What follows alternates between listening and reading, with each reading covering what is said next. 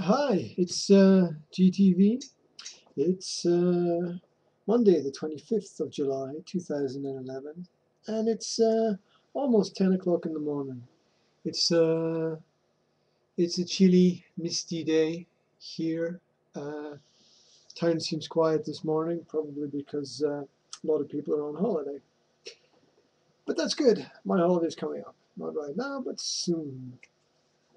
So today's edition of GTV is going to cover the subject of alcohol from a few different perspectives.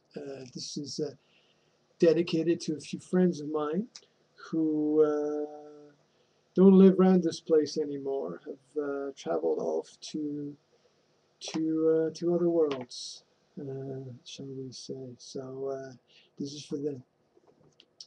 The first article is entitled Johnny Walker Meets Old Monk. I was looking for a map of the world on the internet, and what I found was a map of alcohol consumption, which I thought was quite interesting. It basically showed that in the areas around the equator, there is much less alcohol consumption, and the further north you go towards the pole, in general, there's a higher alcohol consumption. And we'll look at some of the reasons for this, and then we'll look at some general effects on society. Um, and we'll see how far we get today. A good look at the world map, which I will post, marking countries by their per alcohol consumption, tells us that alcohol consumption is higher in countries that are further away from the equator. Denmark, Ireland, Romania, and other European countries have the highest alcohol consumption in the world, while North African nations and West and South Asian nations have the least. This observation can also be made in the Americas. Nigeria, Norway, and Sweden seem to be an exception in this regard. And if you can hear some background noise while this is going on, that's because the neighbors are doing some masonry drilling and cutting, and God knows what they're doing. They've been doing it for years, and there doesn't seem to be much progress. One can only wonder. Anyway, back to the point. The human body takes in alcohol easily, or more easily, when the weather is colder, as would be the case with countries closer to the polar caps. It has been found that it is easier to prepare and store alcoholic drinks in colder regions.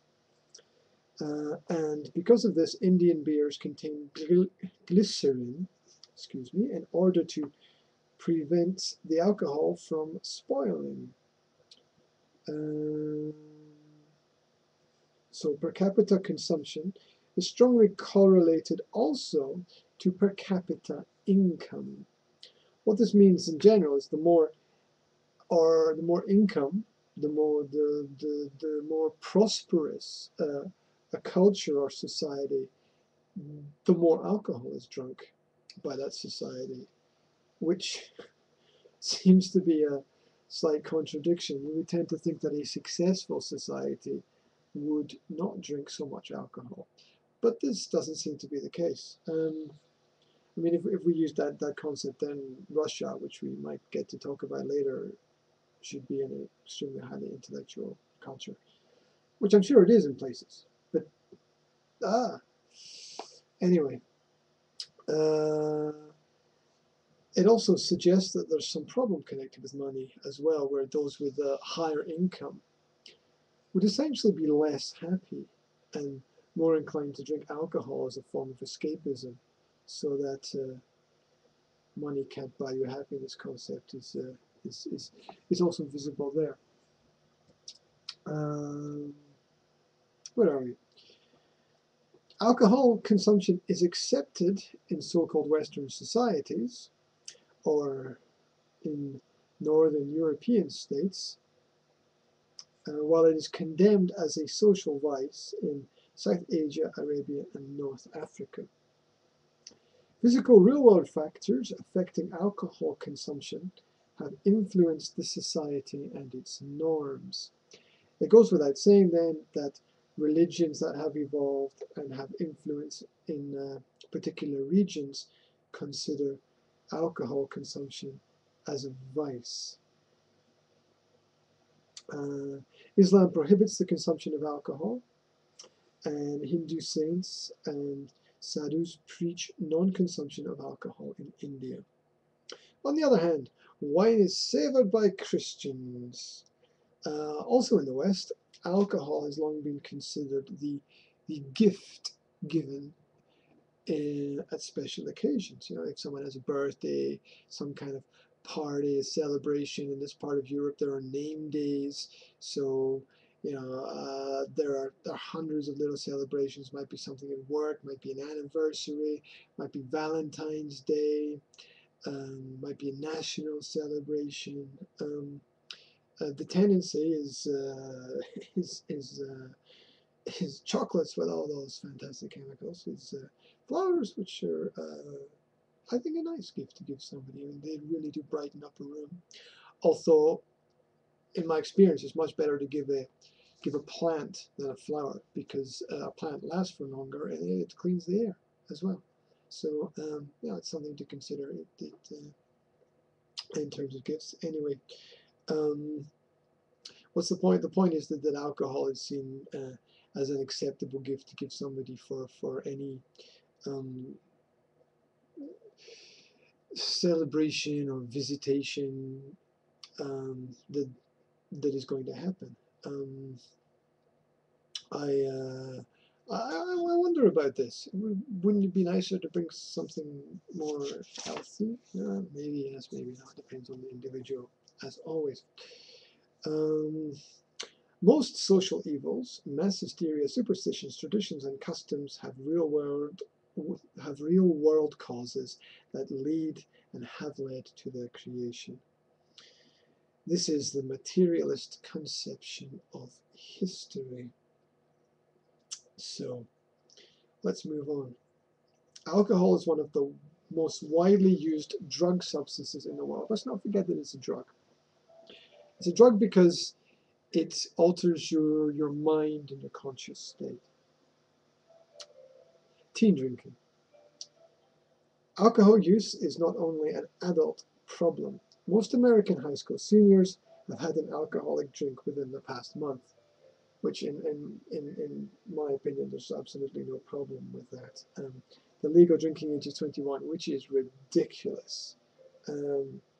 Take France, where it's common for parents to give their children some watered down wine, or from the age of at least 14 years old, and I see absolutely no problem with that. Although again, it's down to the individual and the individual family. About 1 in 5 teens are considered problem drinkers. This means they have accidents related to alcohol use. They get into trouble with law, with family members, or at school. Effects of alcohol and alcohol consumption. Beer is about 5% alcohol, wine about 12 to 15, and hard liquor about 45. Whiskey is usually around 30, and it goes up to the higher drinks in this part of the world, the Slivovica and the absinthe, which range from 60 to 80% and are basically rocket fuel, which are going to take you to the moon for a short period of time, and then land you in a country called regret for a long period of time. Why do people like alcohol? Well, it gets into your bloodstream extremely quickly. Can be affected by the amount of food you have in your stomach. For example, high carbohydrate and high fat foods can make the body absorb alcohol more slowly. Eat before you drink. Certain types of alcoholic drinks get into the bloodstream faster. Fizzy drinks, such as champagne, are absorbed faster than non-carbonated. Other effects: alcohol slows down your heart rate, your breathing rate, and how well your brain functions. This would be your ability to react in certain situations. These effects may appear between 10 and 60 minutes after its consumption. It stays in the bloodstream until it's broken down by the liver, if you still have one. The amount of alcohol in your bloodstream is, of course, called the blood alcohol level.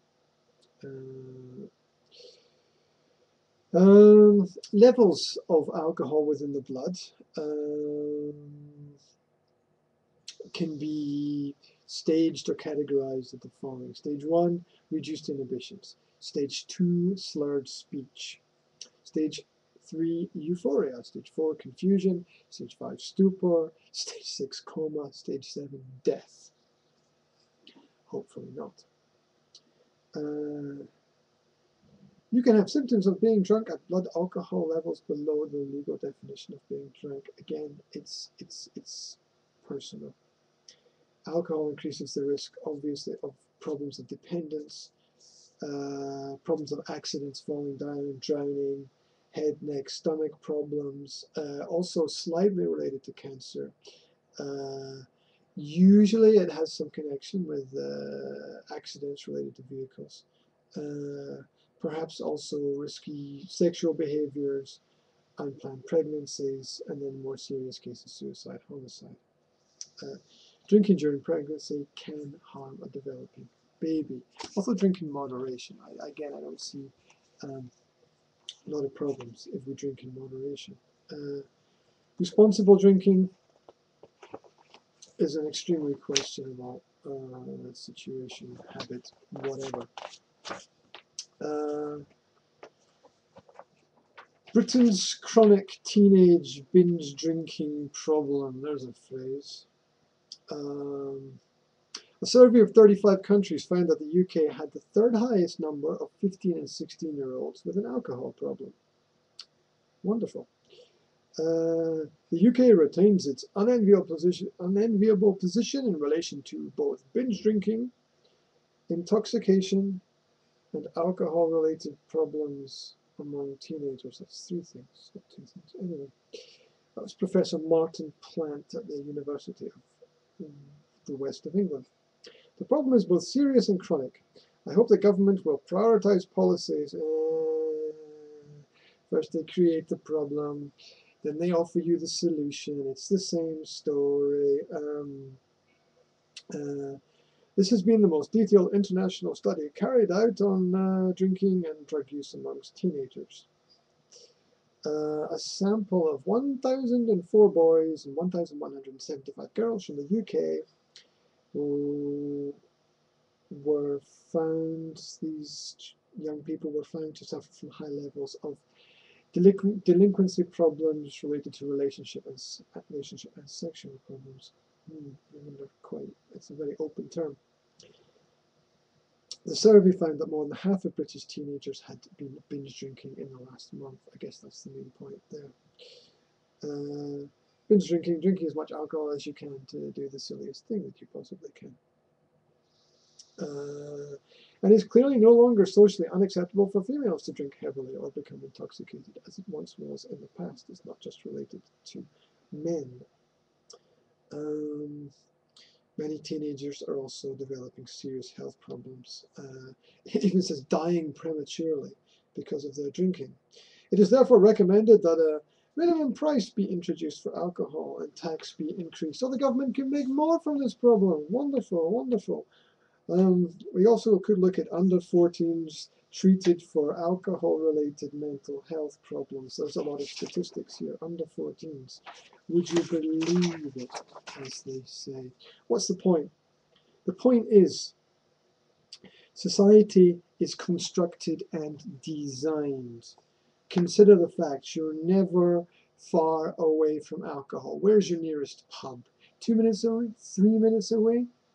Consider how TV and the media portrays alcohol as a source of solace or fun activity or even rebellious activity, making it cool. You have to break the mold. You have to break the conditioning. And you can only do it if you've got a strong will inside. And this is the one thing that the education system doesn't give you, and it doesn't teach you. It's down to you yourself. You have to develop the strong will enough to get through the problem. Take care.